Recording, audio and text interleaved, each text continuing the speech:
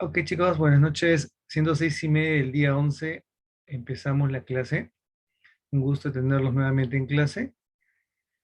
Junior Achata, Presente, profesora Chata.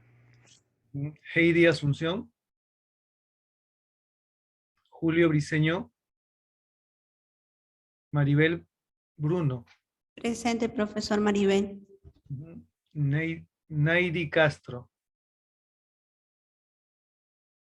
Jorge Cochachín, Presente, profesor. Yajaira Cóndor, Presente, profesor. Pamela Condori, Luz Correa, Presente, profesor. Susan Davis, ¿no? O Davis. ¿Cómo se pronuncia el apellido, Susan? ¿Estás? ¿Susan? ¿Davis o Davis? Davis. George de la Piedra. Brigitte Delgado. Profesor, disculpe, Condori presente, Condori izquierdo, Pamela presente. Brigitte Delgado. Presente, Delgado León. Profesor de la Piedra Cajima, presente. Ya. Jeans Díaz. Francesca Evangelista. Presente, profesor. Buenas noches. Hola. Dayana Farfán. Albert Fernández. Luis Flores. Caterín Flores. Presente, profesor. Jorge Flores. Neptalí Garay. Jenny Gómez. Charlie Guamaní. Juan Hurtado. Carlos Lombardi. Edith Mejía. Marisol Mergildo. Gilian Montes.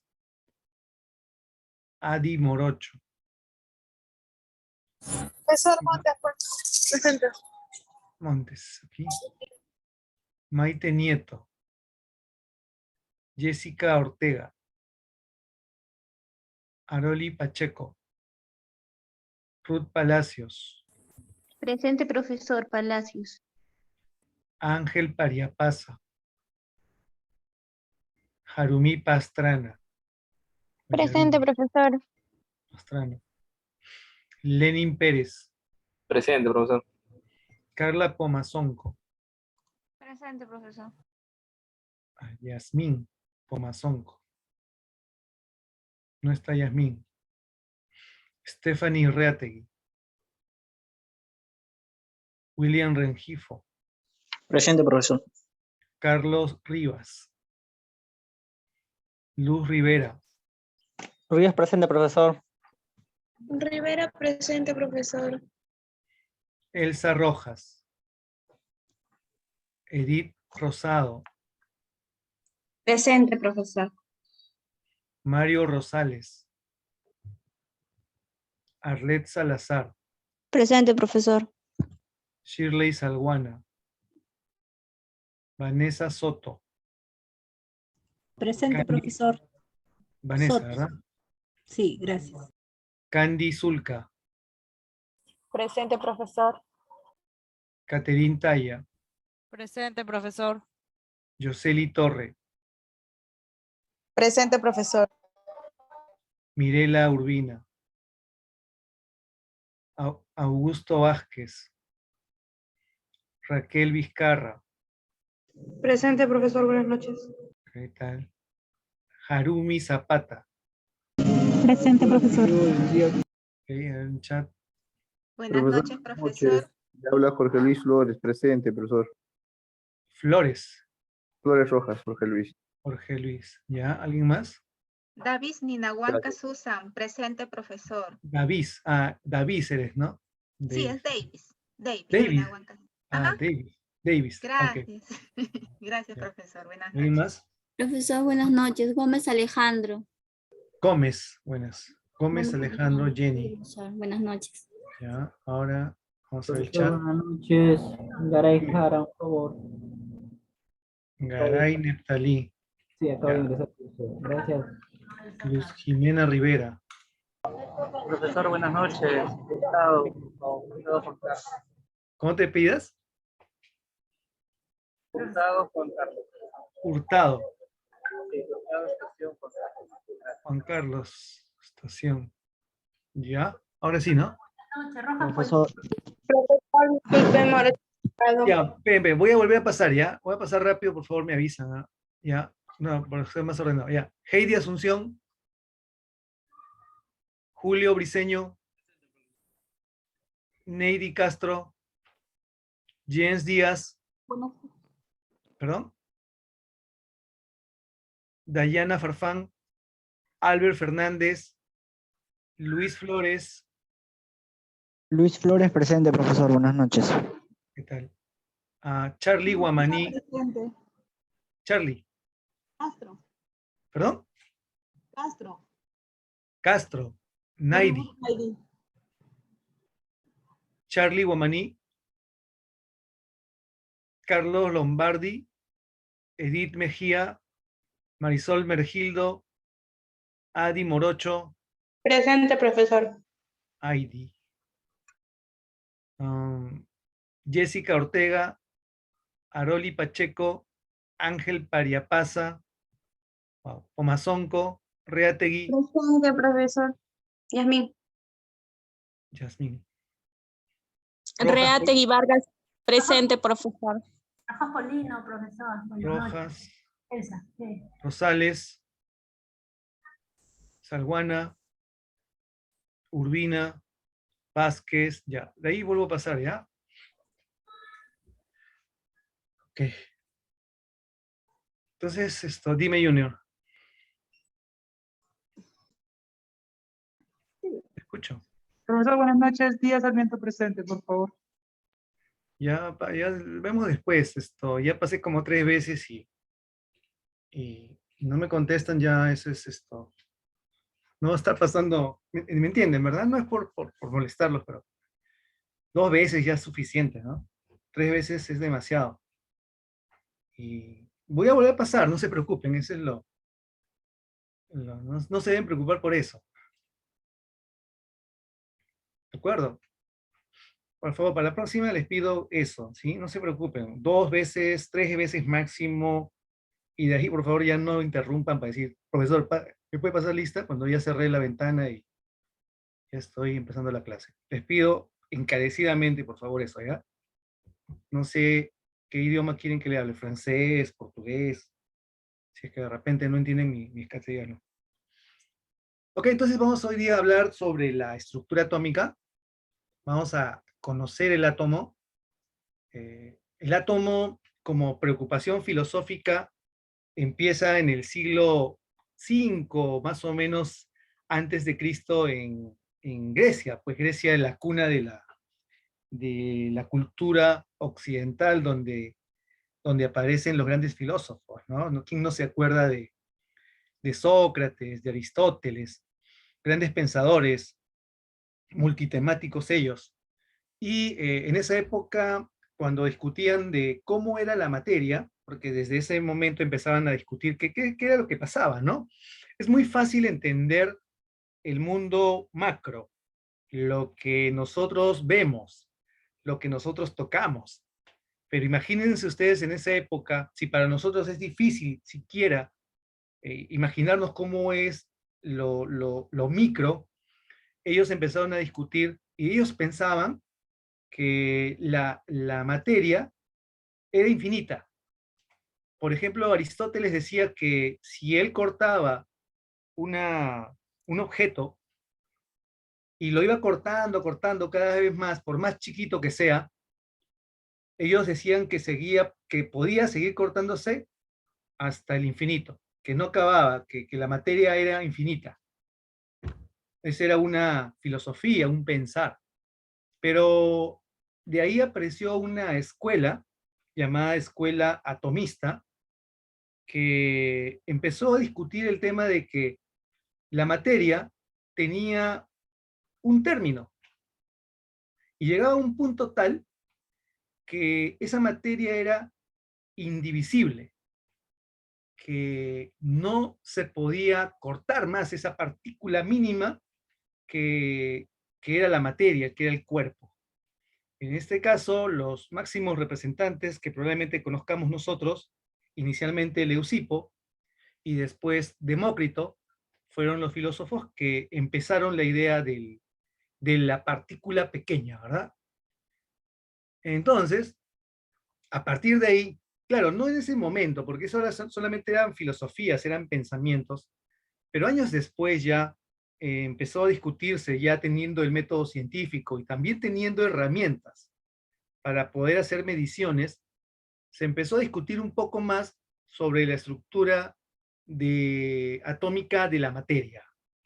Y uno de los máximos representantes que trae las ideas de Demócrito allá por el siglo XIX fue John Dalton, pues un célebre científico norteamericano, ¿verdad? Que propone una teoría atómica y propone que la materia, y decía él, ¿no? Basado en los estudios de los filósofos griegos, que la materia está formada por pequeños elementos llamados átomos. Entonces ahí recupera la palabra átomo. La palabra átomo en griego significa no divisible, indivisible. Por eso es que Demócrito decía, no, hay una partícula atómica, bueno, en griego era indivisible, ¿no? Entonces Dalton dijo que esos eran los átomos, ¿no? Hasta ahí llegaba la materia, que eran completamente indestructibles, que no se les podía partir en nada, que eran indivisibles. ¿Qué opinan ustedes de esa teoría atómica propuesta por Dalton? La materia, en este caso los átomos, como conocemos ahora, ¿son indivisibles? Dalton no sabía la existencia de nada, o sea, no sabía que existía electrones, no sabía que existían protones, simplemente era un aspecto teórico, una teoría conceptual. En esa época todavía no se había descubierto ninguno de estos elementos subatómicos. Pero ahora es fácil criticar, ¿no? Porque ya ha pasado tantos años, uno dice, pero Dalton se equivocó. Dalton no se equivoca. Dalton da una teoría contextualizada en su tiempo. Y es así, como vamos a ver, cómo cada grano de arena va construyendo el conocimiento en la ciencia. Empezamos con Demócrito, con Leucipo, pasamos por Dalton, después nos vamos a Thomson, después nos vamos a Rutherford, y cada uno va aportando conocimientos nuevos, y por lo tanto la ciencia va creciendo, y todo lo que conocemos nosotros sobre el átomo, todo lo que discutimos nosotros en la academia en general, es porque ellos nos han proporcionado esa información gracias a sus investigaciones. Entonces ahora sabemos pues que incluso el átomo está formado por no 100, sino 200 o 300 partículas adicionales. O sea que por ahí aparecen los quarks, por ahí aparecen los leptones, por ahí aparecen los bariones, los mesones, los piones, los gluones, en fin. Y siguen apareciendo estructuras subatómicas. ¡Wow! Uno se preguntará, ¿y todo eso vamos a estudiar? Se vuelve un poco muy complicado, incluso para los científicos modernos, que son los llamados físico-químicos, estudiar todo eso.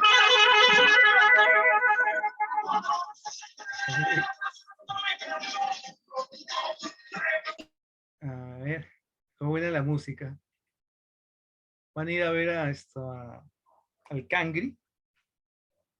Sold out. No dejaron ni media entrada. Entonces, incluso para los físico-químicos, es un poco complejo estudiar todo este nuevo material que surge todos los años. Increíble, ¿no? Entonces sabemos pues que ya esa teoría de Dalton no vale, pues, porque el átomo en sí se puede cortar. El átomo dentro podemos sacar incluso los electrones, entonces es divisible. Podemos cortar el núcleo, por eso aparecen las bombas nucleares. Otro postulado que hizo Dalton decía que todos los átomos de un mismo elemento químico son iguales en cuanto a masa, tamaño y cualquier otra característica. Y son muy distintos entre átomo y átomo. Entonces, él no consideraba todavía en esa época a los isótopos. Los isótopos son elementos que obviamente tienen el mismo número atómico, que comparten las mismas características, pero que tienen una diferencia en el número de neutrones. Entonces, por ejemplo, podemos hablar del hidrógeno, que tiene 3 isótopos, ¿verdad? Tiene el deuterio, el tritio y el propio hidrógeno mismo, ¿no? Ahí todos los compuestos generalmente de la naturaleza se encuentran en isótopos, siendo el mismo número atómico. Ese tipo de conocimientos tampoco lo tenía John Dalton, ¿no? Por eso es que él dice que todos los átomos de un mismo elemento químico son iguales, igualitos. O sea, quiere decir que no existían isótopos, que no podía existir otro elemento con el mismo número atómico, porque esto no podría coexistir. También propone otro postulado, son los 3 famosos postulados de John Dalton, que cuando se forman los compuestos, cuando se unen los átomos, obviamente se tienen que combinar, pero él dice que se debe combinar en proporciones constantes. Y eso lo podemos ver. Podemos decir, por ejemplo, que para formar el agua, el oxígeno y el hidrógeno siempre se van a unir en proporciones constantes. Y así sucede con la mayoría de los compuestos formados. Entonces, John Dalton, en base a esos postulados, propone su modelo atómico. El modelo atómico no hay que verlo como una figura, ¿ya? No hay que verlo como algo gráfico, sino dicen que se debe ver como un mapa mental. ¿Esto qué es? Que el modelo atómico es un constructo teórico, conceptual, que basa su construcción en avances científicos. No solamente verlo como una figurita bonita, ¿no? De que hay un centro y alrededor circulando unos elementos como podrían ser los electrones. Y de ahí vamos a ir viendo cómo va evolucionando el conocimiento de la estructura atómica. Y justo su profesor les había puesto una lámina que representa, fíjense, un modelo atómico. Este es el modelo atómico planetario de Rutherford, ¿no? Donde hay unas 2 manos cogiendo el átomo, ¿no? Todavía no se llega a dominar todo, digamos, el conocimiento sobre el átomo. Si el hombre llegara a tener el conocimiento pleno y a conjugar todas las fuerzas de la naturaleza, se dice que va a llegar el momento en que el hombre combine lo microscópico que está a nivel cuántico con lo macroscópico que existe en la naturaleza exterior. Cuando llegue ese momento, el hombre va a conseguir lo que en teoría se conoce como la teoría del todo. O sea, va a tener el conocimiento completo. Pero eso todavía está como aspecto teórico. ¿Qué podemos ver aquí? ¿Cómo es la estructura? Toda esta estructura la hemos conocido, creo, desde que tenemos uso de razón, ¿no? Desde niños. ¿Quién no sabe que un átomo está formado por un núcleo? Todos. No creo que haya alguien, a menos que no haya llevado química en el colegio nunca. Sabemos que en el centro hay unos elementos de carga positiva llamada protones, junto con otros elementos que no tienen carga, llamados neutrones. Pero dentro de los protones y de los neutrones hay otros elementos más que conforman la estructura atómica, que sí es bueno también saberlo, que son los llamados quarks, ¿verdad? Y en los quarks tenemos pues 6 quarks, pero de los 6 quarks solamente son 2 los que componen a los protones y a los neutrones, ¿no? No sé si recordarán el quark up y el quark down. Y alrededor, girando como si fueran planetas alrededor del Sol, con una velocidad grande, encontramos a los electrones. Esta es la estructura típica que probablemente nosotros hayamos visto desde pequeños. Por eso me imagino yo que él ha puesto aquí a una niña saltando este juego. No sé si ustedes alguna vez han jugado.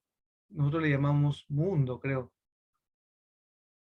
No lo conocen, ¿verdad?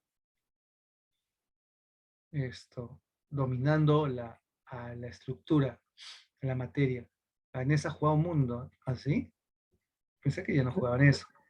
Ahora último ya no se juega eso ya. Antes sí era muy habitual en los colegios, hasta en la Sí, calle, pues, ¿no? sí, de hecho, yo juego todo eso. ¿No? Mata gente, todos los juegos posibles y por haber. Plancha quemada.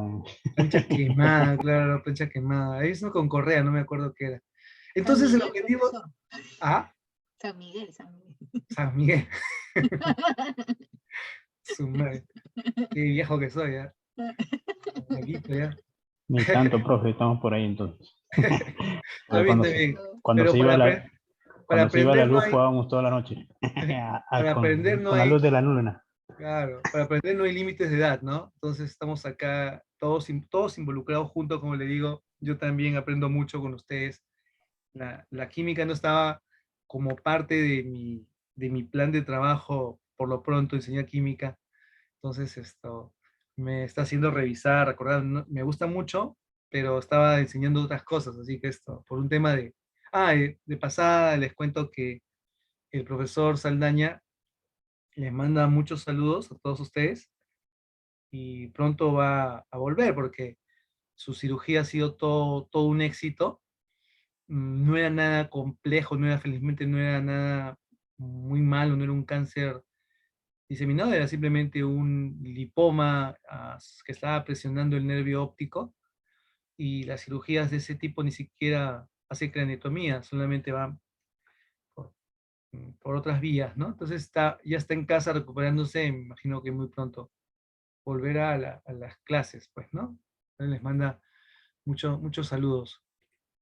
Entonces la idea de hoy es entender, repasar más que entender, y recordar si es que por ahí se nos ha pasado algunos detalles, todo eso lo que estamos conversando, ¿no? El sistema atómico y las partículas que lo conforman.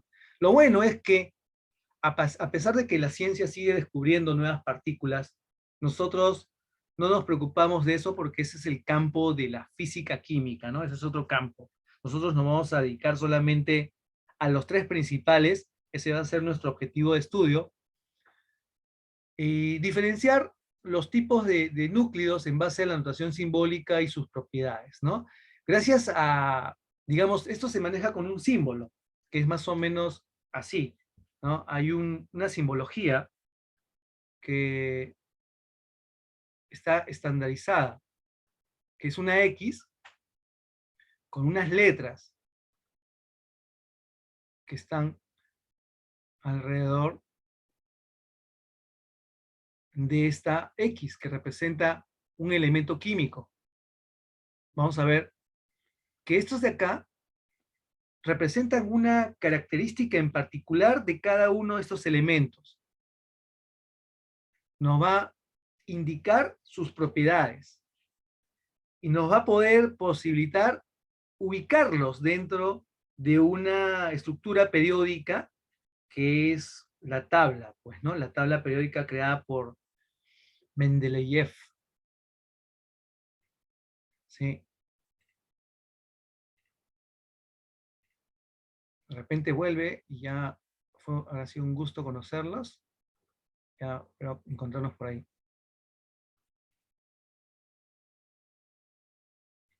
Entonces ese es el objetivo de la clase de hoy.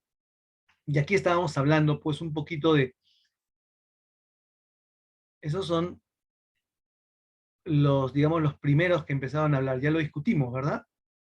Entonces, cuando se les pregunte, ¿a quién considera usted el pionero de la explicación de la estructura atómica de la materia? Bueno, más es Demócrito, ¿ah? Demócrito fue, digamos, el fundador de una corriente filosófica. Leucipo obviamente que lo propuso, pero él lo desarrolló.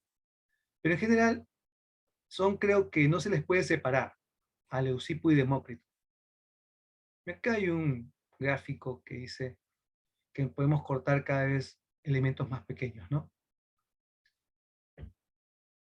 Pero se equivocan, ¿no? Porque ellos dicen que no se podía cortar más, la materia llegaba a un límite.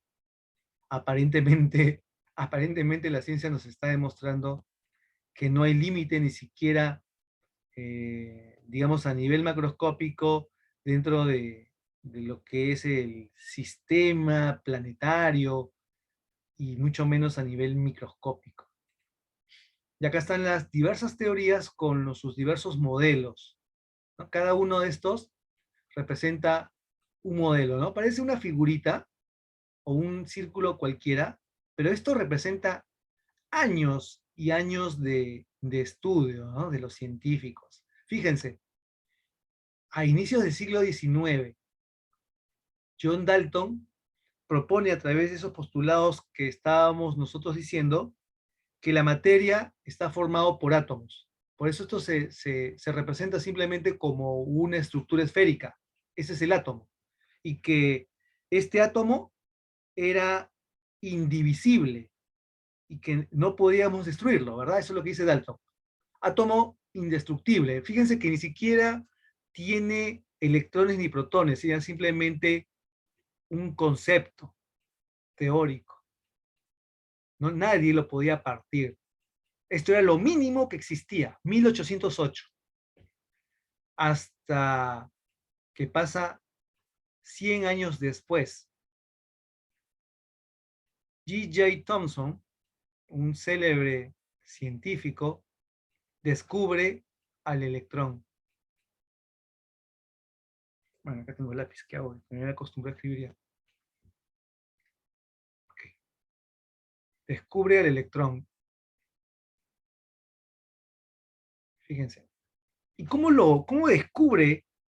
Antes de proponer el modelo atómico que todos conocemos como el modelo del pastel o budín de pasas, ¿no? Siempre, cuando uno escucha este modelo en el colegio, o en la academia, y en la universidad, bueno, uno ya en el colegio queda impactado que exista un modelo atómico llamado budín de pasas, ¿no? Uno lo escucha por primera vez y dice, wow, qué simpático es esto. Pero fíjense cómo Thomson logra descubrir al electrón. Es algo muy, muy interesante, ¿no? Ya casi a fines del siglo XIX, los científicos empiezan a trabajar con algo que se conoce como rayos catódicos.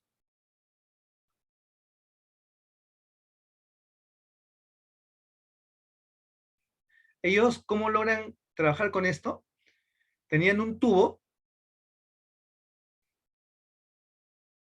y empezaron a sacarle el aire, ¿no? Generaba un vacío. Y cuando sacaban el aire, lo que hacían era introducir gas.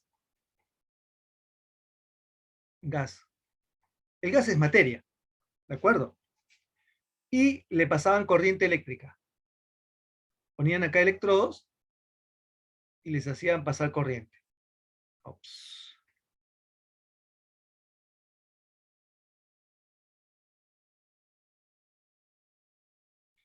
Era fácil de entender que la corriente eléctrica iba a viajar de electrodo a electrodo porque había una sustancia que era materia dentro, que era el gas. Entonces decían pues que los electrones podían viajar de electrodo a electrodo a través de las moléculas del gas.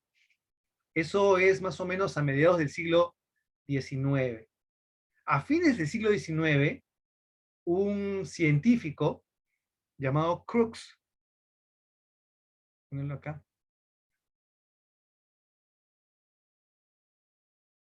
empieza a trabajar con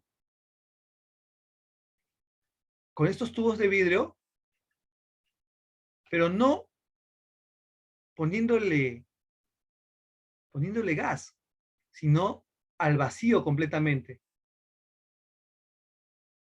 Incluso cuando uno quiere hacer las prácticas en la universidad, bueno, Bueno, no sé, bueno, hay formas de sacar el aire de este tubo y se vuelve vacío acá, está completamente vacío. Entonces Crookes empieza a investigar en el vacío. Y él fue el primero de lograr tubos al vacío, ¿no? Casi al 100% al vacío, donde no había absolutamente nada. Entonces igualito puso sus electrodos y dijo, voy a ver si también se produce luz en el vacío.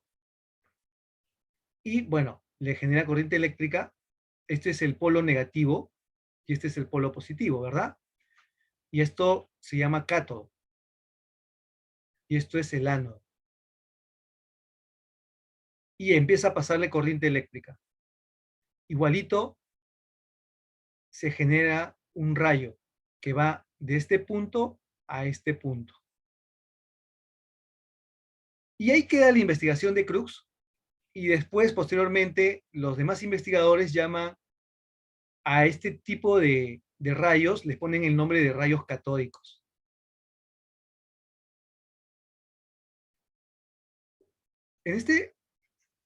Años después que Crookes hace este experimento,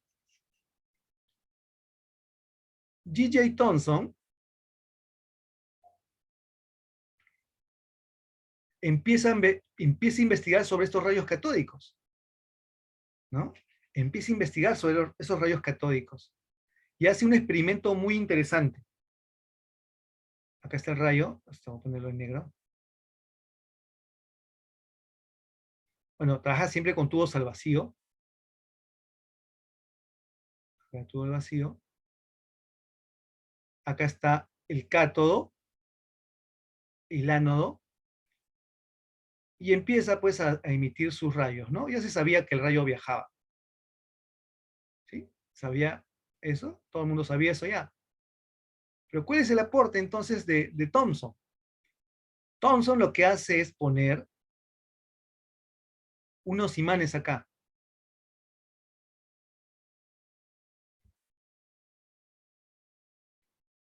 Un imán positivo y un imán de carga negativa, ¿no? O sea, genera un espacio electromagnético. Y cuando empieza a hacer pasar los rayos catódicos y puesto los imanes, se da cuenta que el rayo se desvía.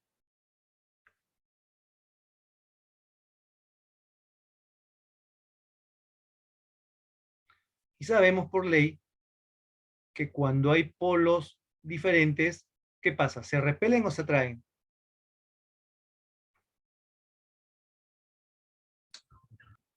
Se atraen. Polos iguales. Por los iguales se atraen, profe. Se repelen, ¿verdad? Fíjense, y dice, ups, ¿qué pasó acá? ¿Qué pasa si yo cambio de posición al magneto? Acá le pongo negativo y acá le pongo positivo.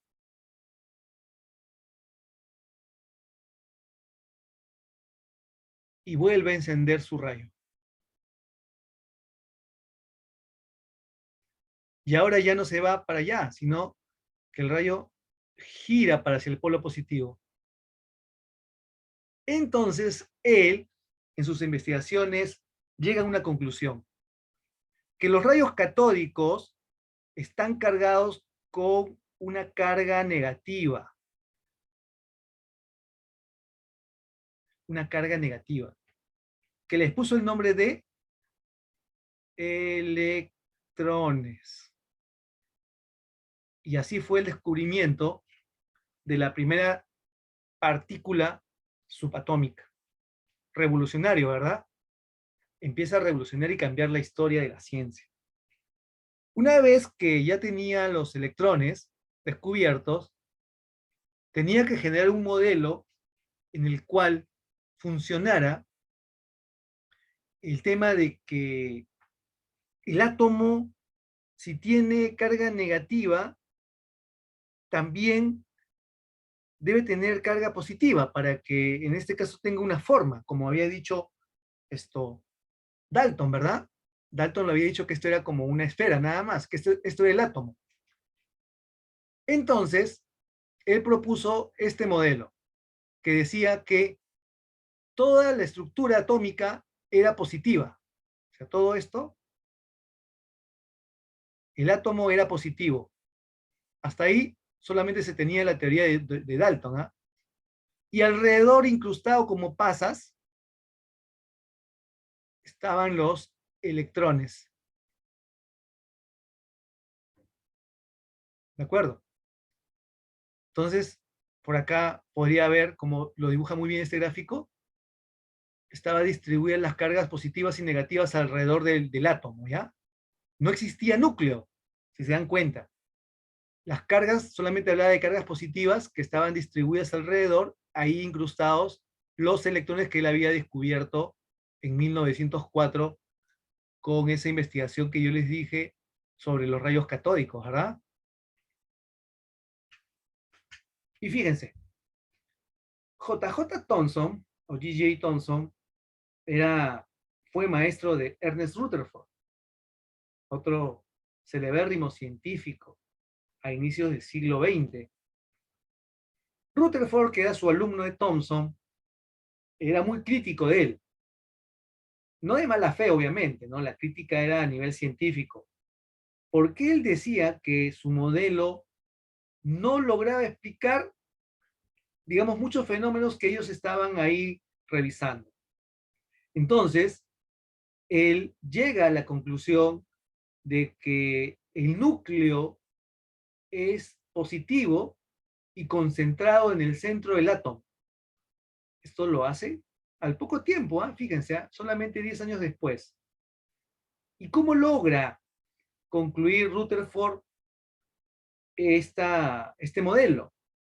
Con otro experimento que se le llama, o se le considera uno de los experimentos más bellos de toda la historia de la ciencia, ¿no? Él construye una lámina de oro muy delgadita, bien delgadita. Ojalá que se vea. Esto, digamos que esta es la lámina de oro. No, vamos a ponerlo mejor en la pizarra.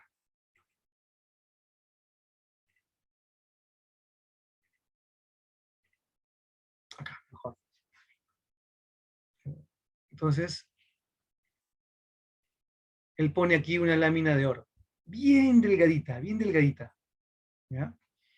Aquí pone una caja de plomo cerrada.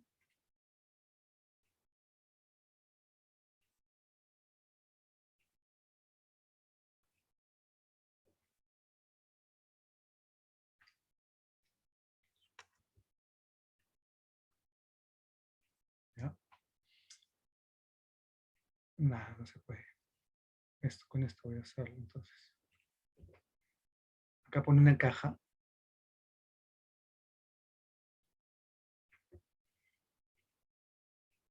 Ay, nada. Bueno, ya lo voy a dibujar así.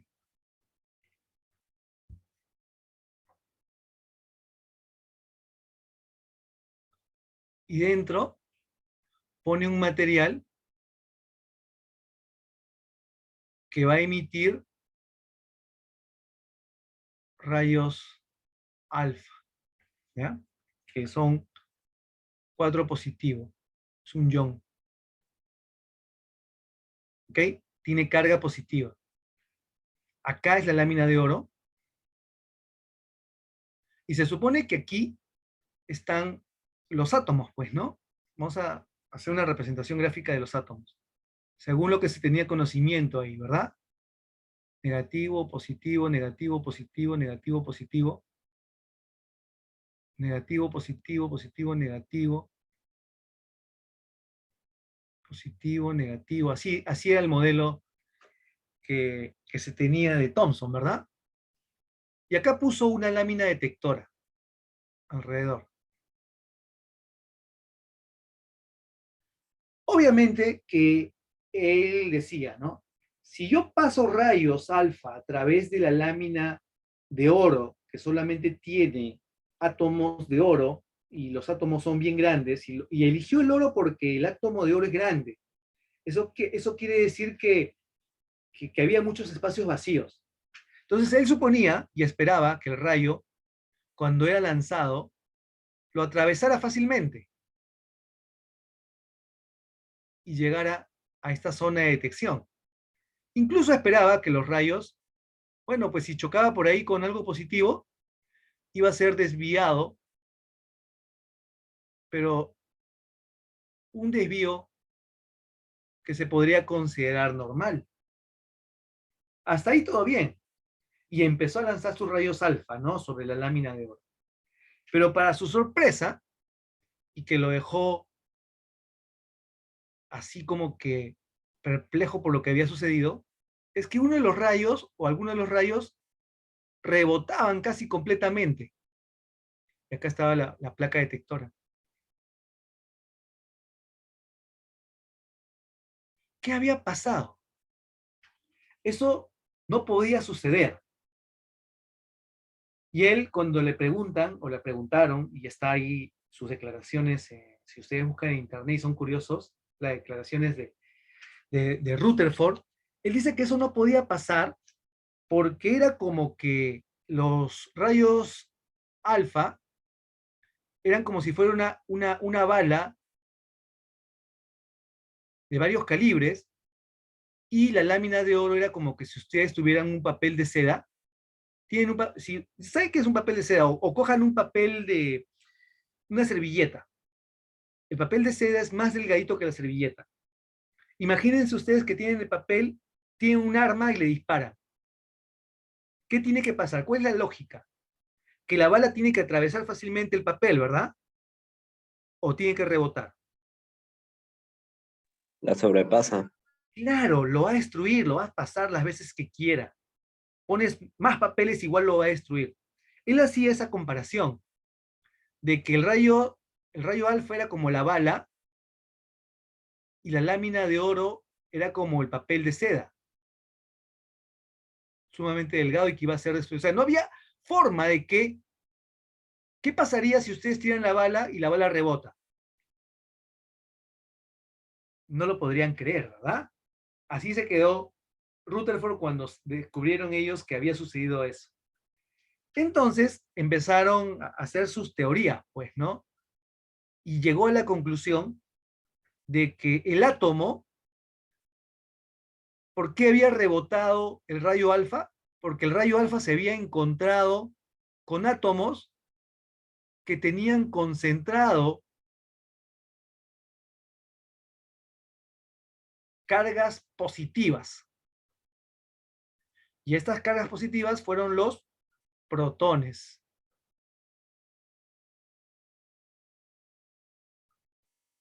Ernest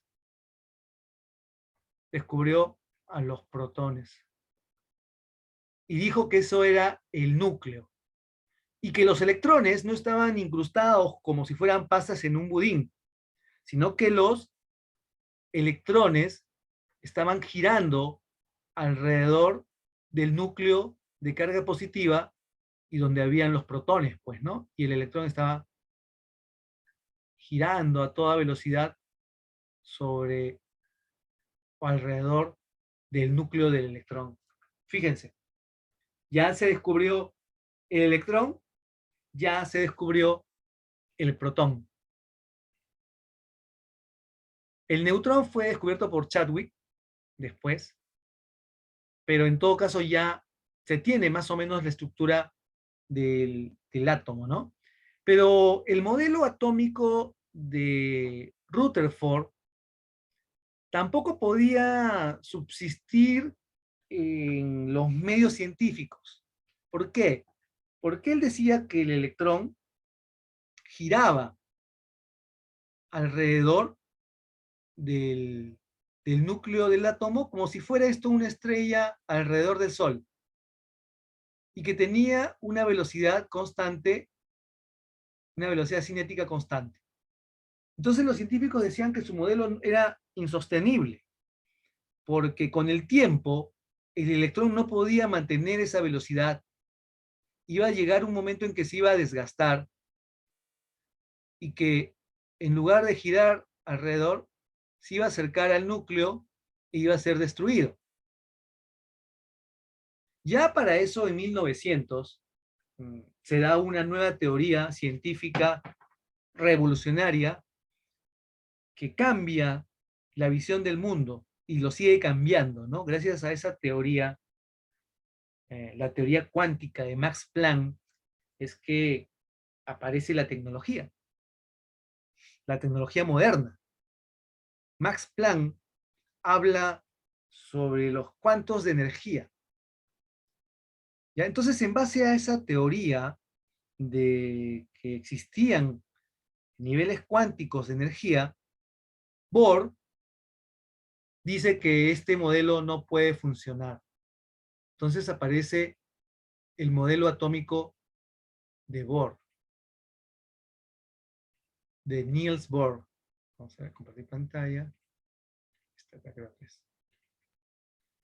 ¿Vemos? Dalton, Thomson, Rutherford y Niels Bohr. Él dice que los electrones giran en niveles de energía y que los electrones están cuantizados, utilizando obviamente el modelo de Max Planck, pues, ¿no? La física cuántica. Y que el electrón puede pasar de un nivel de energía inferior, porque siempre está ahí, a un nivel de energía superior y pasar de un estado basal a un estado excitado, siempre y cuando gane energía de un fotón o de un cuanto de luz. Y que el átomo no le gusta estar en estado excitado. Y por lo tanto va a volver a su estado basal, fundamental. Pero cuando el electrón que ha pasado a un estado excitado pasa nuevamente al nivel de energía que le corresponde, lo hace soltando fotones de energía. El electrón está puesto en niveles, ¿se dan cuenta? En niveles. Y por eso es que nunca va a ser destruido. Estamos hablando de 1913. Y el electrón siempre se va a mantener en sus niveles de energía cuantizables. Pero eso tampoco llegaba a explicar muchos fenómenos. Y finalmente, en 1926, aparece el modelo atómico que es el que se basa el modelo atómico actual, ¿no? El que se conoce como el modelo mecánico probabilístico. Vamos a cambiarle el color. El modelo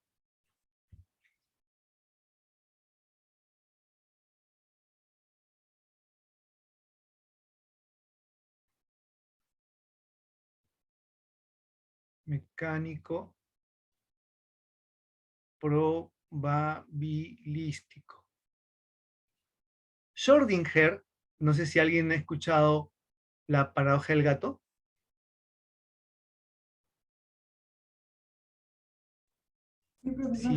Si el gato está vivo o está muerto, esa paradoja, Ese es el pollo, Sí, profe. profesor.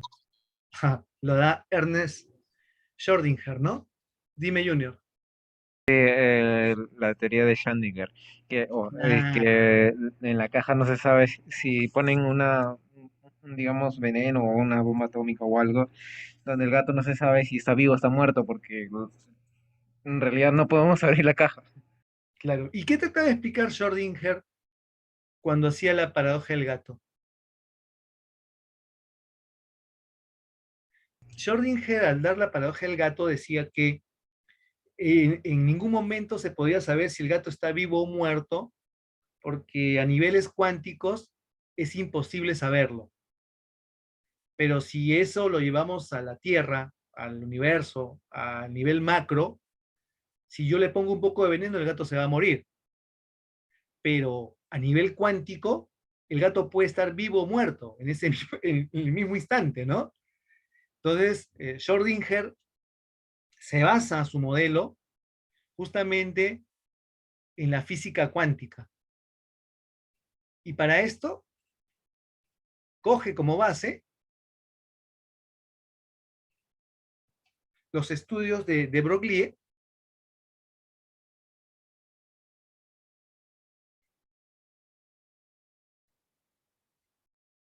que dice que las partículas se pueden también manifestar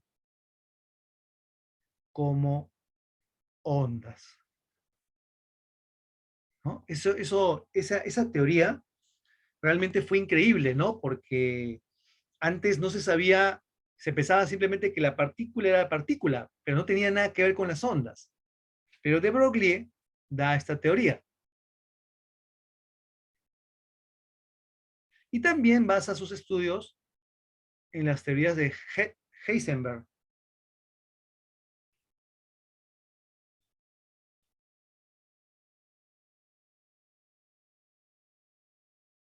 También de la mecánica cuántica o la física cuántica, que dice, él empieza a hablar de que a un electrón es imposible saber su posición en algún momento.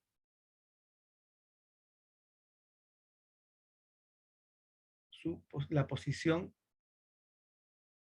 del electrón. Es imposible saber en qué momento el electrón está.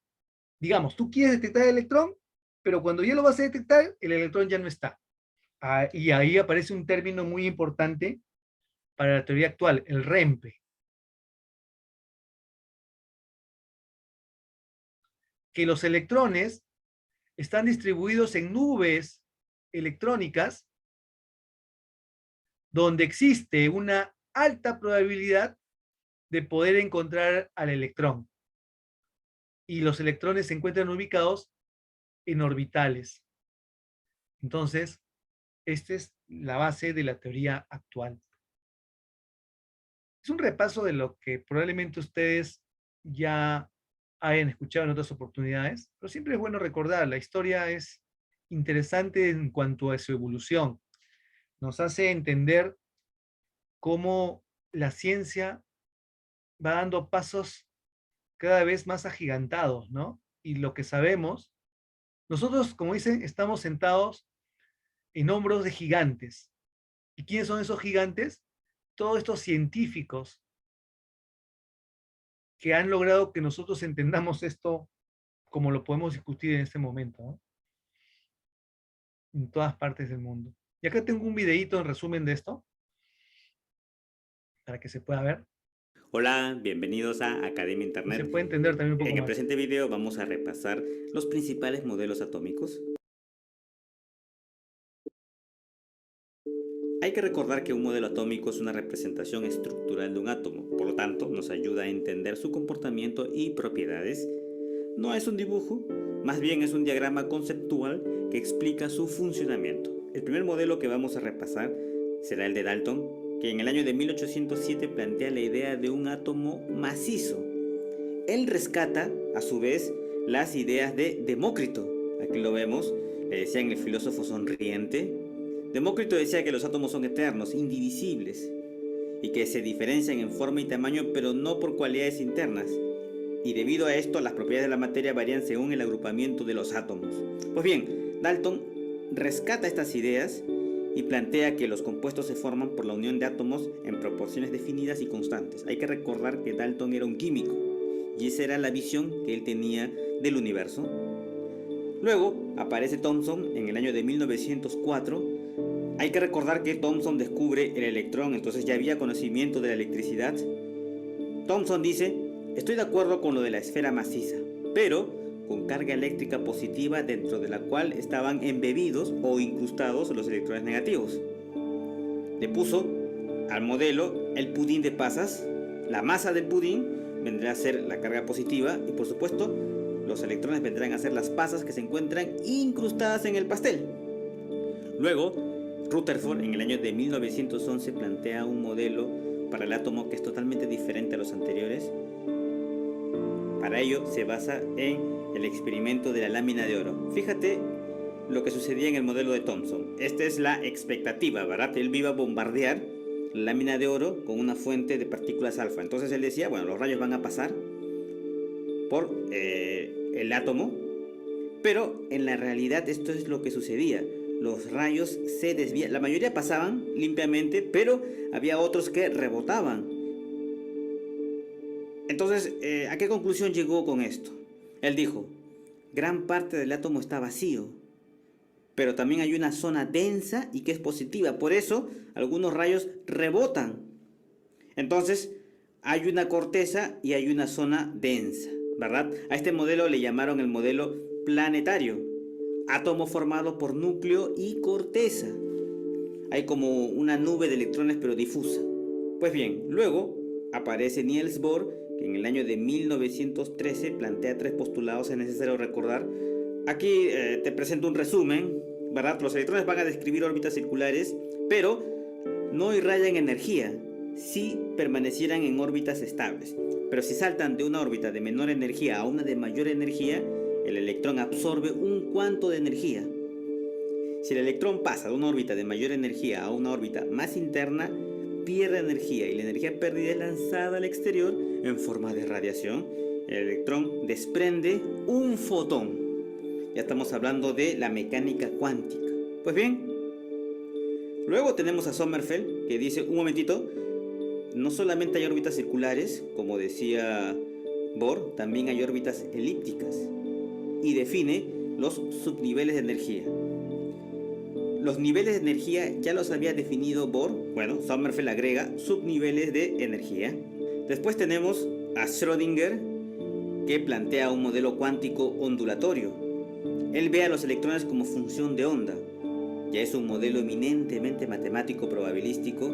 Él nos habla de nubes de probabilidad. Bueno, él se basa por supuesto en la teoría onda-corpúsculo de Broglie, luego en la mecánica cuántica de Max Planck y el principio de incertidumbre. Finalmente llegamos al modelo actual, que es un modelo eminentemente matemático, probabilístico, muy complejo. Se dice que es un modelo mecánico cuántico. Y para resumir, diremos que ya aquí no se habla de órbitas, sino de orbitales. ¿Y qué es un orbital? Pues es una región del espacio en la que la probabilidad de encontrar al electrón es máxima. Bien chicos, entonces haciendo un resumen, recuerda las ideas fuerza de cada uno de ellos. Demócrito, átomo sin división. Dalton, átomo macizo. Thomson, pudín de pasas. Rutherford, el modelo planetario. Luego Bohr, con sus 3 postulados, que es importante que los recuerdes. Sommerfeld, órbitas elípticas. Schrödinger es el modelo cuántico ondulatorio. Y el modelo actual matemático probabilístico de nube electrónica. Orbitales. Listo, esperamos que la explicación les haya sido útil. Si fue así. Hola, bienvenidos a Academia Internet. Tenemos pues nube electrónica, que son los electrones, ahora se llama así, nube electrónica, ¿de acuerdo? O sea que los electrones están puestos en orbitales, los orbitales están en subniveles de energía que podrían ser S, P, D, F, y estos se encuentran ubicados en niveles de energía, donde existe la probabilidad de poderlos encontrar en un momento determinado, o el REMPE que le dicen. Es, digamos, lo que trabajamos ahora, ¿no? Es el concepto actual del átomo, es la partícula más pequeña de un elemento químico que conserva la propiedad de dicho elemento, es un sistema dinámico y energético en equilibrio, es lo que hemos discutido. Constituye el 99% del volumen atómico, la corteza, ¿sí? La corteza, o sea, corteza núcleo, nube electrónica, donde están los electrones. Eso quiere decir que el átomo es más hueco que condensado, ¿verdad? Tiene mucho espacio. En la corteza o la nube electrónica están los electrones. Como les dije, ocupan orbitales, niveles o subniveles de energía. ¿Y el electrón puede saltar de un nivel a otro?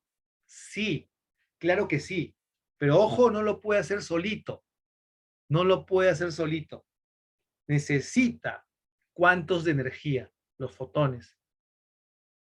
Entonces los niveles de energía representan las zonas, eso es lo que se conoce como REMPE, ¿no? Donde existe la mayor probabilidad, por eso le dicen esto, es un modelo probabilístico. Es imposible poder determinar el electrón en un momento determinado. Entonces no es posible saber con exactitud la posición de dónde se encuentra el electrón con respecto al núcleo. Y respecto al núcleo en sí, es la parte central del átomo muy pequeña de carga positiva, tiene a los protones con carga positiva y a los neutrones que no tienen carga. Y aquí viene un tema interesante, ¿no? Que contiene aproximadamente 200 tipos de partículas llamados nucleones, muy diferentes. O sea, para sumar, aprenderse todo esto va a ser imposible para nosotros, felizmente, que nosotros nos vamos a concentrar solamente en los tres. En protones, neutrones y electrones. Los protones y los neutrones son llamados también nucleones, porque se encuentran en el núcleo. Y el núcleo atómico concentra casi la totalidad de la masa atómica, fíjense. 99.99% de la masa. El electrón solamente participa en 0.1%, ¿no? O sea, no tiene, su masa es pequeñísima, pequeñísima. Y los nucleones se mantienen unidos mediante algo que es muy interesante, que se llama la fuerza fuerte, así le llaman, ¿no? Es una de las 4 fuerzas fundamentales de la naturaleza. Es el que mantiene el equilibrio de la naturaleza, la fuerza fuerte. Igual a los quarks que están dentro de los protones y los neutrones también los mantiene la fuerza fuerte.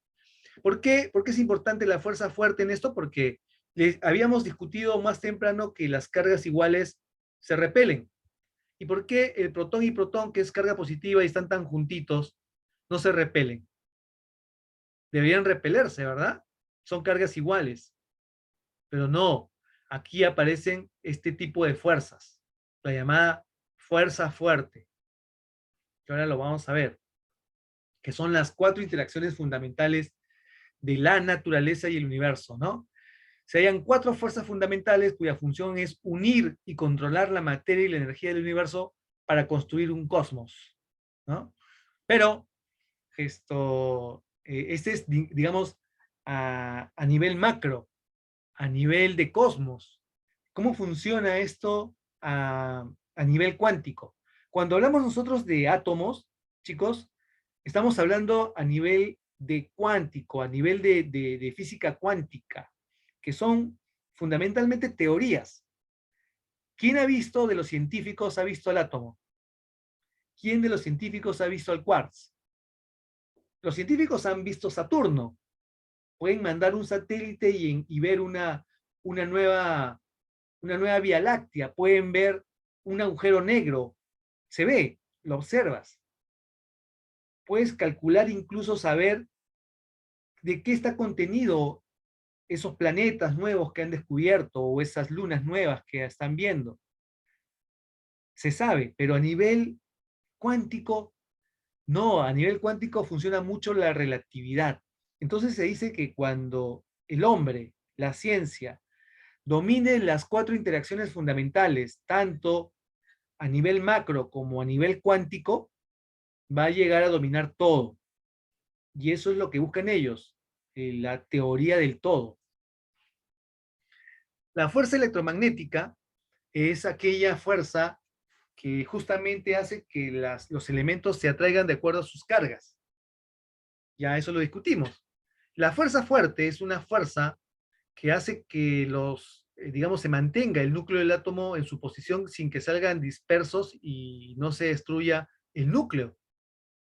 La fuerza débil opera a corto alcance, es decir, a escala cuántica, está presente en los procesos de la radiación natural, ¿verdad? ¿Por qué? Por ejemplo, el uranio. El uranio que fue estudiado por Becquerel, por Marie Curie, incluso la doctora Curie muere porque en esa época no se sabía que el uranio era radioactivo. Y la fuerza débil se debe a que el uranio va perdiendo cada vez peso, que no mantiene su estructura, porque va liberando radiación. Y la fuerza de gravedad, pero a nivel cuántico esta fuerza de gravedad es muy diferente a la fuerza de gravedad que muchos de nosotros conocíamos antes, que era la fuerza de gravedad dada por Isaac Newton de la mecánica clásica. No, aquí hablamos de la teoría de la relatividad de Albert Einstein, de los cambios que ocurren en el espacio-tiempo. Y acá tengo un video que explica esto muy bonito para entender cómo es cada una de estas interacciones fundamentales que ocurren en la naturaleza, tanto a nivel macro como a nivel micro que ahorita estamos estudiando. Y está, miren, es muy interesante, este es un audiovisual de BBC. Aunque no lo notes, sobre nosotros y sobre todo lo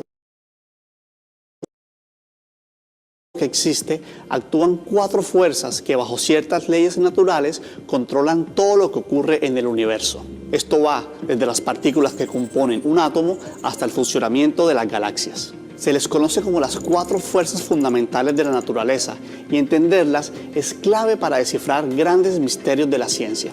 De hecho, es el primer paso para alcanzar algo que por ahora es solo una utopía, una gran teoría del todo que explique unificadamente cómo funciona el universo.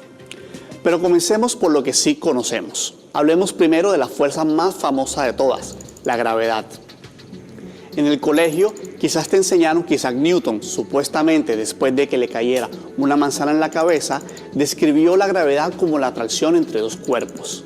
Sin embargo, siglos después, Albert Einstein formuló su revolucionaria teoría de la relatividad general, que dice que la gravedad en realidad es el resultado de una deformación del espacio-tiempo, producida por la masa de las cosas.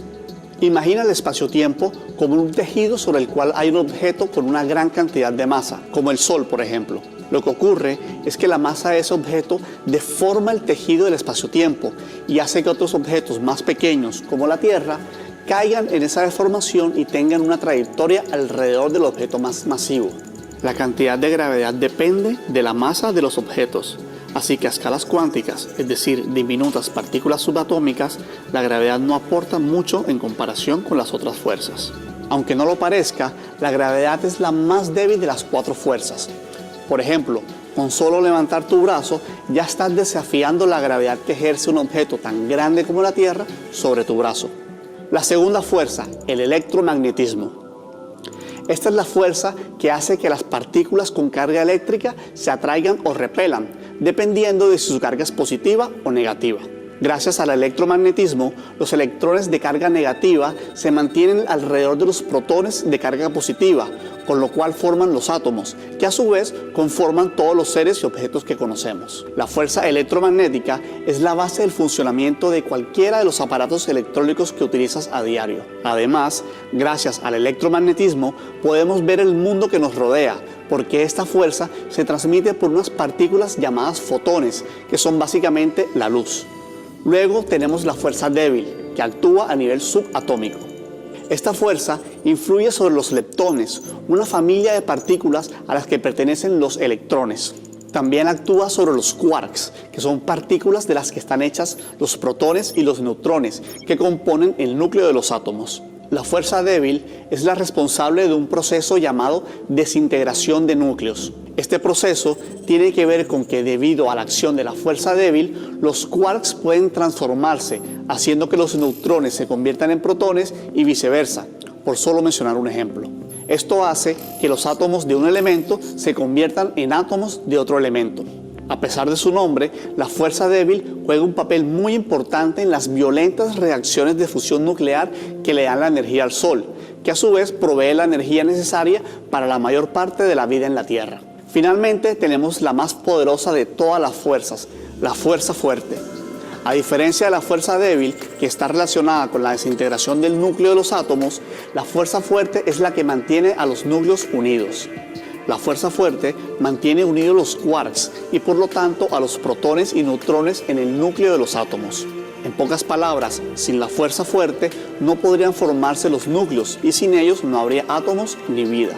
La fuerza fuerte también es la que hace posible la fisión nuclear, que proporciona la energía que se libera en una bomba atómica. Entonces, hasta aquí estamos claros. Tenemos 4 fuerzas que fluyen por todo el universo y que mantienen un perfecto equilibrio para que todo funcione tal como lo conocemos. Ahora entremos a terrenos desconocidos. Algunos aceleradores de partículas como el CERN en Europa y Fermilab en Estados Unidos han desarrollado experimentos en los que han notado fenómenos extraños que podrían ser señal de una quinta fuerza de la naturaleza. De ser así, estos hallazgos serían una revolución dentro de la ciencia, pero de momento faltan más evidencias para poder afirmar que existe una nueva fuerza. Y hay otro gran enigma. ¿Será que estas cuatro fuerzas en realidad son distintas manifestaciones de una sola superfuerza que rige todo el universo? Veamos de dónde surge esta pregunta. El electromagnetismo, la fuerza fuerte y la fuerza débil se explican bajo el modelo estándar, una teoría cuántica que describe las fuerzas como el resultado de un intercambio de partículas portadoras de energía o radiación. A estas partículas se les llaman bosones intermediarios. Los físicos tienen pistas que les hacen creer que estas tres fuerzas podrían unirse en una sola. Pero lo que por ahora parece imposible es incluir también a la gravedad. Como te contaba al principio del video, la gravedad se explica por la teoría de la relatividad general, que no ha podido ser formulada como una teoría cuántica como lo es el modelo estándar. Es decir, la gravedad funciona muy bien para explicar el universo a escalas muy grandes, como el sistema solar, pero en el mundo cuántico las reglas son muy distintas. Entonces, ese es uno de los grandes retos de la física moderna, desarrollar una teoría cuántica de la gravedad que también describa a esta fuerza como el producto de un intercambio de bosones intermediarios, como las otras tres fuerzas. Para ello, se ha propuesto la existencia de los gravitones, una partícula hipotética que sería el bosón intermediario de la fuerza gravitacional, es decir, la partícula que hace posible la gravedad. Sin embargo, hasta ahora nadie ha podido observar un gravitón. Si algún día eso se lograra, los científicos estarían más cerca de unificar la gravedad con las demás fuerzas. Eso nos acercaría a uno de los mayores anhelos de la ciencia, formular una teoría del todo que unifique todas las fuerzas, que reconcilie las leyes del mundo macroscópico con las del mundo cuántico y que explique de manera elegante cómo funciona el universo. Si te gustó este video, compártelo y dale me gusta. Además, cuéntanos en los comentarios sobre qué otros temas de ciencia te gustaría que habláramos. Finalmente, te recomiendo que vayas a la playlist de videos de ciencia en nuestro canal de YouTube. Aunque no lo notes,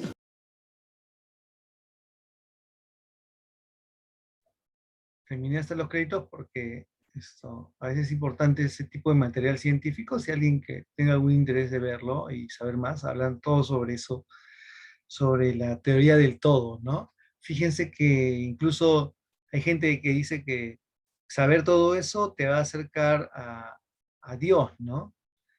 Porque vas a poder saber y conocer todo lo que ocurre en la naturaleza, tanto a nivel cuántico, o sea, lo pequeñito, como a nivel cósmico, macroscópico. Y bueno, estas son la clasificación de las partículas subatómicas. Fíjense, los leptones, aquí hay que rescatar al electrón. El electrón es un leptón, ¿de acuerdo? Y dentro de los quarks encontramos nosotros 6, fíjense los nombres, ¿no? Up, down, bueno, acá está traducido, es strange. No creo que se pueda traducir, bueno, lo han traducido, pero realmente es strange. Charmed, top and bottom. ¿Cuál de estos quarks están dentro de los protones? ¿Alguien recuerda? ¿Cuál de estos 6 están dentro de los protones? El up y el down. Ajá, muy bien, Luis. Excelente. ¿Y cuántos up hay en los protones? ¿Se acuerdan que claro, el protón tiene carga positiva porque tiene 2 up y un down, que están unidos por fuerza fuerte. Y los neutrones también tienen up and down, pero a diferencia del protón, el neutrón tiene 2 down y un up. Por eso es que no tiene carga. Y dentro de los, obviamente, hadrones, que son las partículas subatómicas, está el protón y el neutrón, que son bariones, ¿ya? Entonces, esa es la clasificación. Barión es el protón, neutrón, y los quarks realmente son, digamos, yo lo pondría incluso dentro de otra clasificación que se le llaman fermiones, pero bueno, vamos a respetar este gráfico que ha puesto el profesor. Al final no hay mucha diferencia con tantos nuevos nombres, ¿no? Y dentro de los bosones está pues el gluón que le dicen, que es el que interacciona, ese se encuentra, el gluón, por ejemplo, es el que está como que pegadito dentro de los quarks, o sea, es más o menos así. Yo tengo el protón, ese es el protón, y aquí hay un up, acá hay otro up, y acá hay un down. ¿Y quién los une? Esto de acá, el gluón. Suena como goma, algo así.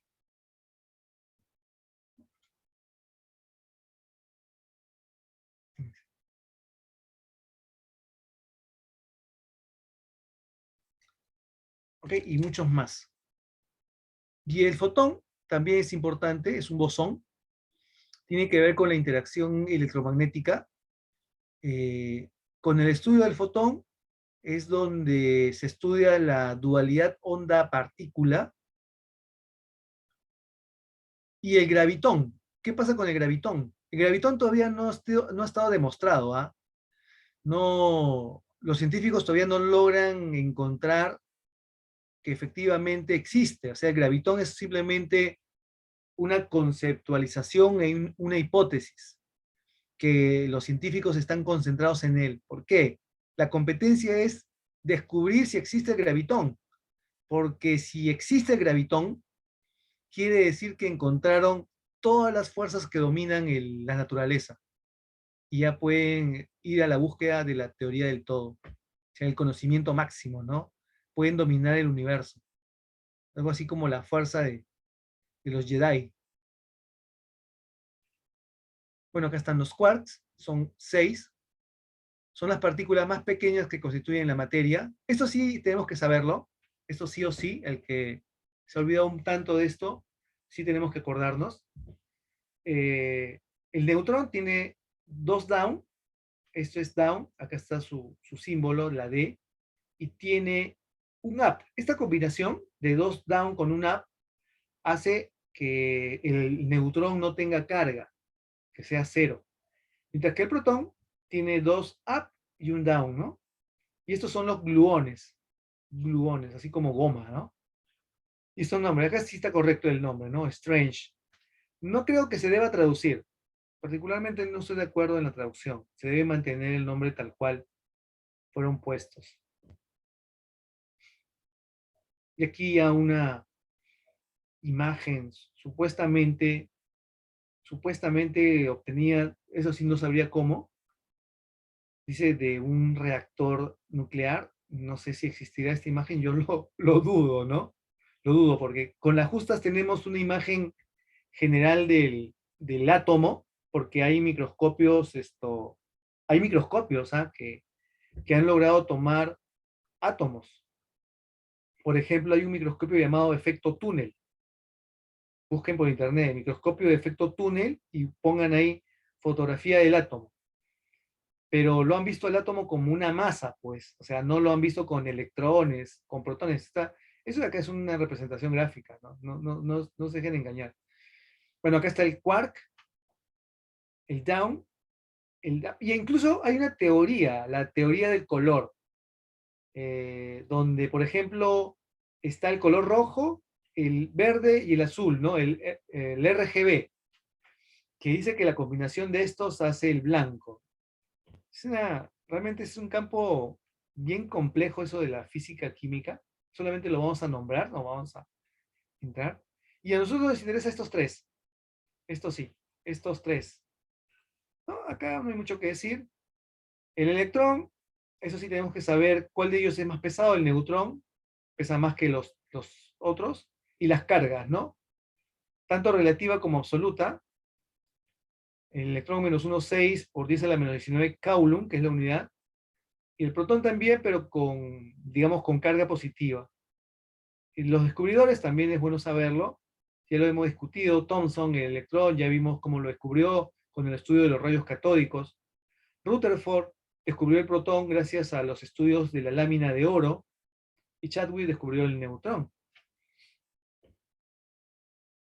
Y la unidad de masa atómica, que es la que representamos nosotros a los elementos químicos, se dice que es un doceavo de la masa atómica del átomo de carbono, carbono 12, y una UMA correspondería a 1.66 por 10 a la menos 24 gramos, ¿no? Nosotros cuando decimos la masa atómica de cloro, decimos 35,5 UMAS, ¿verdad? A uno le ponemos U nada más para no escribir la UMA, pero es la unidad de masa atómica, que es esta de acá. Eso representaría un doceavo de la masa atómica del carbono 12. Acá le faltó carbono 12. ¿Ok? Y la relación respecto a comparación de masa, vemos que el protón es casi aproximadamente 2000 veces más grande que el electrón. Fíjense pues, 2000 veces más, ¿no? O sea, el electrón es minúsculo. Eso es lo que quiere decir esta relación. Para pesar un protón y hacerle su equivalencia, tenemos que poner aproximadamente 2000 electrones. Fíjense, un montón, ¿no? Entonces empezamos con las representaciones atómicas. El primero que vamos a trabajar es el número atómico. Es el número de protones presentes en el núcleo de un átomo. Cada elemento posee un número atómico característico que define su comportamiento químico, por lo tanto permite su identificación. Exacto, el número atómico es único, único. Incluso los isótopos, que son tipos del elemento, solamente se diferencian por el número de masa, o sea, por la cantidad de neutrones, eso no hay problema, pero van a mantener siempre el mismo número atómico, ¿no? El número atómico, como hemos dicho, representa al número de protones. Entonces, si nosotros tenemos la simbología, decimos que un elemento lo representamos como X, y la posición de Z, casi siempre en la representación que uno hace, es aquí en la parte izquierda, ¿verdad? Inferior. Entonces, cuando está en estado neutro, el electrón en estado neutro, basal, incluso le llaman ustedes, o fundamental, algunos libros le ponen, el número de protones vendría a ser igual al número de electrones, y esto vendría a ser igual a Z, ¿ya? Pero esto cambia en estados ionizados, ¿no? Estamos hablando solamente de estado basal. Sencillo ahí hasta el momento. Y bueno, el PES, ¿no? Es una regla mnemotécnica. En un estado neutro, el protón, como les dije, es igual al electrón, igual al número atómico. Acuérdense de PES. Si tienen, digamos, esto, no tienen mucho tiempo de estudiar, digamos, repasar, busquen reglas mnemotécnicas que a uno le ayuda un montón.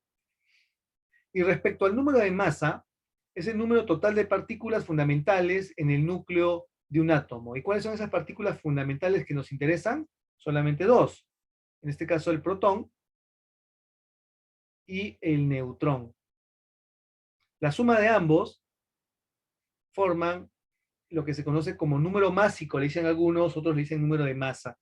Igual la representación es X, ZK, número atómico es igual a protones, igual a electrones, estado basal, neutro, y acá ponemos el número de masa. Entonces, esto es simplemente la suma de los protones más los neutrones, ¿no?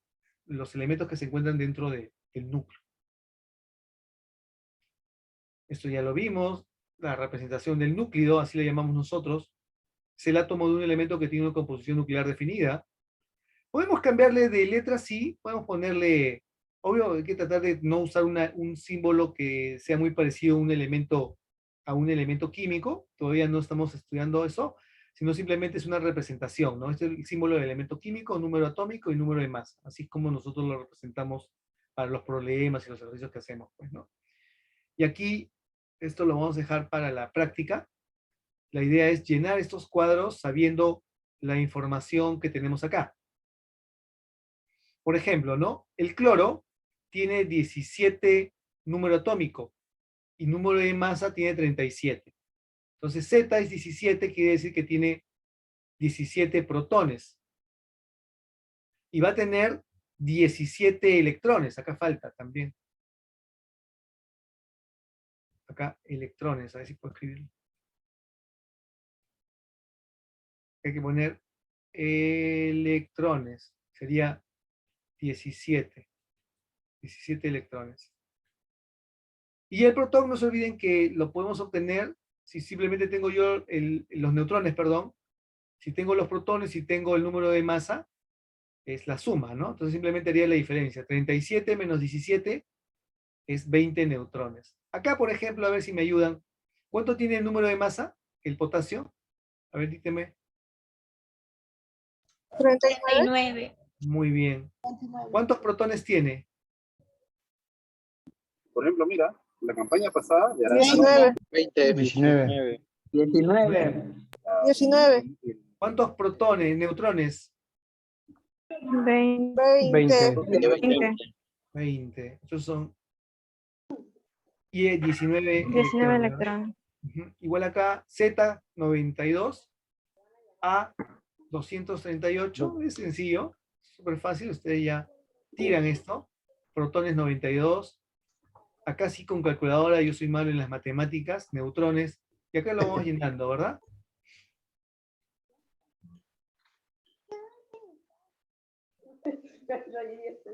Y bueno, esto, a ver, vamos a ver, apagar micrófonos, ya lo apagaron. Los tipos de núcleos. Hola, Junior. Dime, Profe, disculpe. dime. Profe, disculpe, ¿podría repetir el ejemplo anterior, por favor, que no entendió? El cuadro. Ujú. Sí, por favor, el cuadro anterior. Sí, profesor, por favor, repita. Ya, miren, vamos a borrar todo.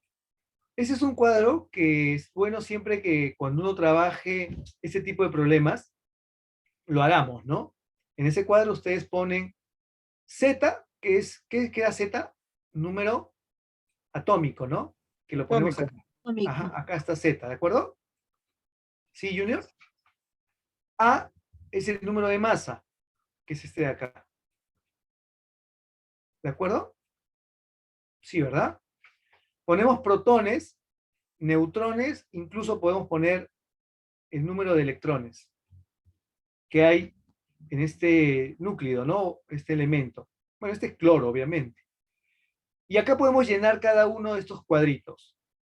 ¿Cuánto es el número Z de cloro? A ver, Junior, díctame. Necesito que me ayudes. Activa tu micrófono, por favor. Junior, tú me preguntaste. Sí, el número 17. Ya, escúchame, sígueme. Sigue, tú díctame. El número de masa. 37. Protones. Protones Ah, igual a Z. Igual al número atómico. el número atómico sería... Igual a ¿por qué protones. 17, profesor? ¿Por qué 17? No, eso es lo que no entiendo. Porque el número atómico representa al número de protones. Son iguales. O sea, Z, el número atómico es igual al número de protones. ¿Ya? Esa es la regla. ¿Sí? Entonces, el número que está acá es el que vas a llenar en protones. Por ejemplo, en potasio, ¿cuántos protones tiene? Tiene 37. No, No.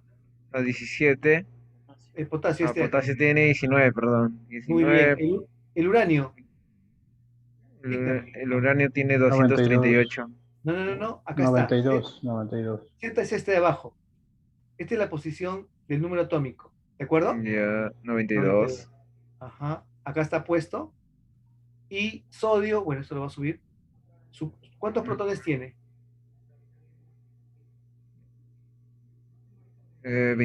tiene 11.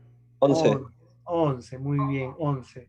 Y así uno va llenando, ¿no? Por ejemplo, el número de masa es lo que está puesto acá arribita. Es A. En este caso, 37. Potasio, díctame. Potasio 39. Muy bien. Uranio. Uranio tiene 238. Muy bien. ¿Y sodio? Sodio tiene 23. 23. Y así se va llenando. Neutrones, probablemente eso sea un poquito más complejo. Lo que sucede es que el número de masa A es igual al número de protones más el número de neutrones. ¿Estamos de acuerdo? ¿Ya? Y acá simplemente se hace una operación matemática. Para saber el número de neutrones del potasio, yo digo, ok, tengo el número de masa que es 39. Tengo 39. El número de protones es igual al número atómico, o sea, es 19. Y los neutrones sería lo que yo quiero hallar. Por lo tanto, acá sería 39 menos 19, sería 20, ¿no? 20, ajá, y así se va llenando. Y es un cuadrito que siempre tenlo ahí pendiente porque nos ayuda a resolver los problemas fácilmente. ¿De acuerdo?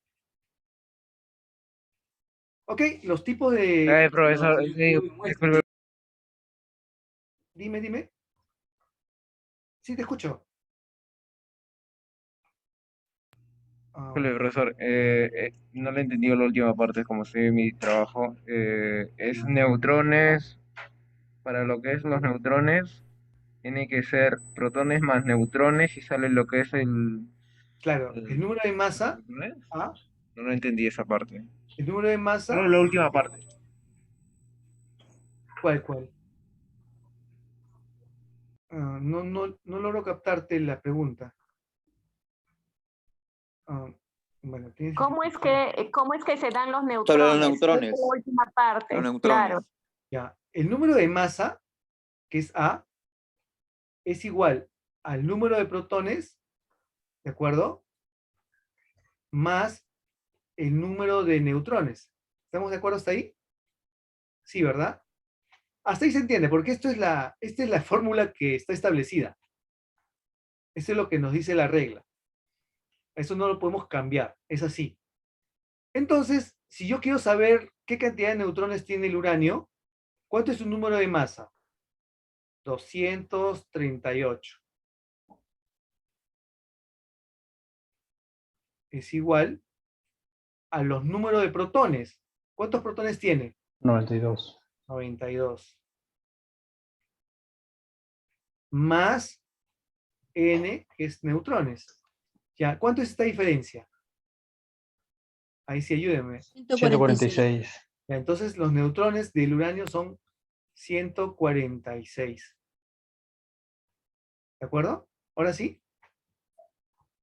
Listo, profesor, gracias. Ya. Ok, entonces tenemos a... Esto lo vamos a hacer. Sí, ¿qué pasó? Dime, a ver, ¿quién levantó la mano? Profesor, soy Susan Davis. Disculpe, le acabo de escribir al chat. Ya. Dime, ¿qué pasa? Esto es algo importante porque... Dime, porque me estás interrumpiendo la clase. Que me ¿Qué es tengo lo que que- retirar porque tengo clase de morfofisiología a las Ah, ok, 8. ok. Ya. Sí, Está profesor, bien. disculpe. Ya, pero... Por favor, chicos. Les dije eso al comienzo y... Bueno, ya. La verdad que no entiendo eso. Bueno. Bueno, terminamos la clase y nos vamos a la práctica, por favor. La verdad que esto... Me falta pasar asistencia, ¿no? La verdad que forma de interrumpir pues, esas cosas. No les expliqué temprano y no logran entenderme. Dígame, ¿me entienden, por favor? Quiero saber. Sí, profesor, Sí, sí profesor. lo entendemos. Sí.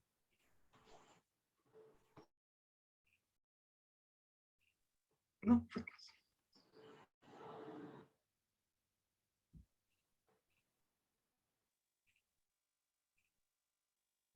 ya.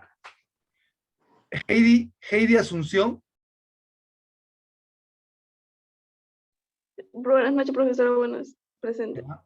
Julio Briceño.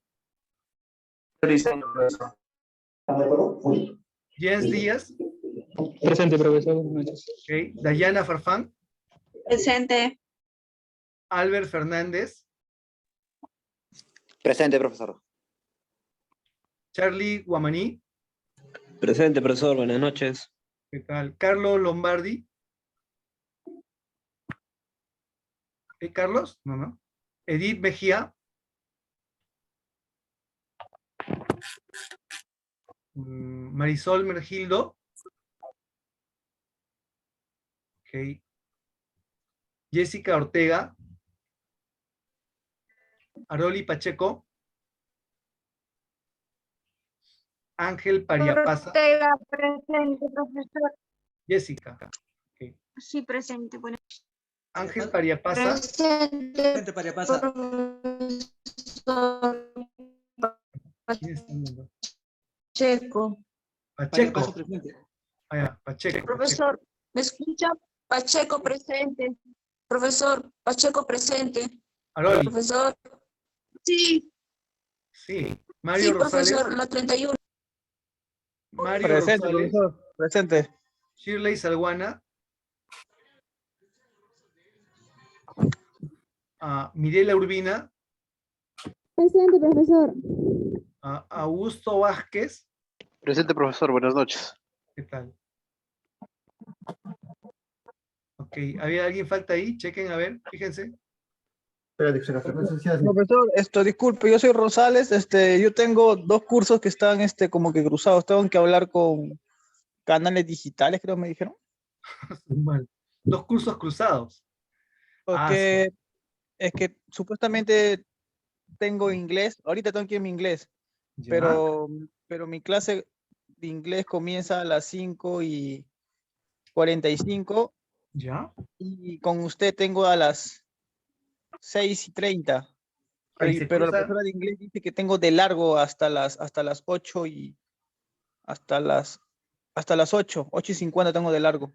Y ¿Ah, se me sí? cruzan los cursos. Sí, tengo que hablar. ¿Y eso es posible? Sí, Tienes que porque arreglar eso. Sí, profesor, se dan casos así, sí. ¿Ah, sí? por eso Eso que ya. por eso que la clase anterior no entré. Me había olvidado porque me fui de largo, porque la profesora dice, voy a dejarle un break de media hora, y Ya. entonces en ese break yo aprovecho y entro al curso de química. Pero yo me Ok. había olvidado y no había entrado. Por eso ahorita tampoco no tengo asistencia en la primera hora, a ver si se da cuenta. Pues, O usted pero ya tú prioriza, pues, ¿qué es más importante, no? Ya, yo no tomo las decisiones de las personas. Si tienes que arreglar eso, arréglenlo, chicos. O sea, no puede pasar algo así. No puedes tener, es ilógico, pues, es un problema de sistemas, ¿no? ¿Cómo Sí. puedes tener 2 clases al mismo tiempo y recién te has dado cuenta? Sí, recién me he dado cuenta. Estamos en la 4ª semana, ¿qué te puedo decir? No, voy a ver cómo se lo hace, pero sí, No, sí entraba, no yo entraba. sé, ¿qué te puedo decir? No te puedo decir, son 4 semanas y no, recién te has dado cuenta que hay 2 clases que están cruzadas. Bueno, Es que como yo entraba en el break, yo decía, bueno, sí lo estoy haciendo normal, pero ahora no, pues me tú doy cuenta prioriza, que pues, o sea, yo no no. sé, o sea, ¿qué para ti, por lo visto, el inglés es más importante? Dale, no hay problema, yo no tengo ningún problema. Yo no soy el que está estudiando. Profesor, ya que avanzar con la práctica, hay que ingresar. Sí, ya están todos, ¿no? Sí. Profesor, disculpe, yo tengo clase con usted hasta las 8. Falta yo, profesor, a mí no me pasó lista. Dígame el apellido que falta. Dígame, chicos, yo no sé, ¿lo ven? Disculpa, profesor, disculpe, yo tengo clases con usted hasta las 8. Pero acá en su horario dice hora fin hasta las 11. ¿Qué hago? ¿Me retiro? En mi horario dice hasta las 8. De 6:30. Claro, las clases son hasta las 8. Ah. Acabó. En teoría, ya, porque dice con teoría, claro. De ahí usted creo que continúa con práctica, con los muchachos, ¿o cómo es? En la práctica, no lo sé. Usted sabe su horario. ¿No saben? ¿Ustedes no saben su horario? No lo puedo saber. Igual que, ay, ¿cómo? Si usted no sabe su horario, ¿cómo puedo saber su horario? No, esto es esto, ¿cómo se llama? Eso solamente pensaba que pasaba a nivel cuántico, pero bueno, las paradojas. Bueno, chicos, nos Profesor, vemos. Vamos a la práctica. disculpe, tenemos un break.